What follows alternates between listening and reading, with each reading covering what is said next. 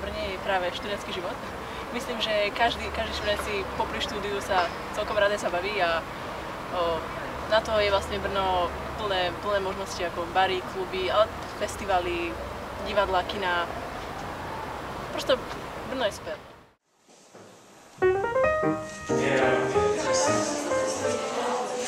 Hi, I'm Eva, I'm from Slovakia. Hi, I'm Martin, I'm from Czech Republic. We are introducing you Brno, which is the second biggest city in Czech Republic. It's situated in South Bohemia.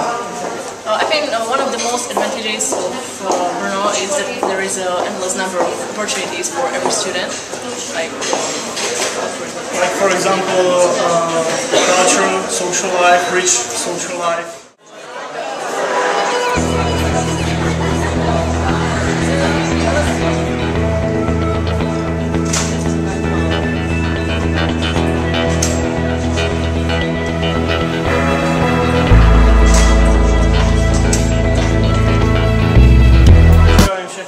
Jsem Martin z České republiky a chtěl bych vám říct něco o našem oboru Economics and Management. Tento obor má výhody v tom, že je vyučován v angličtině. Při jeho studium se můžete seznámit s novými lidmi a poznat nové myšlení. Můžete navázat kontakty, které se vám v životě určitě nestratí. Při studiu v angličtině se vám určitě rozšíří vaše obzory a do života angličtina se určitě hodí, takže vřele doporučuji.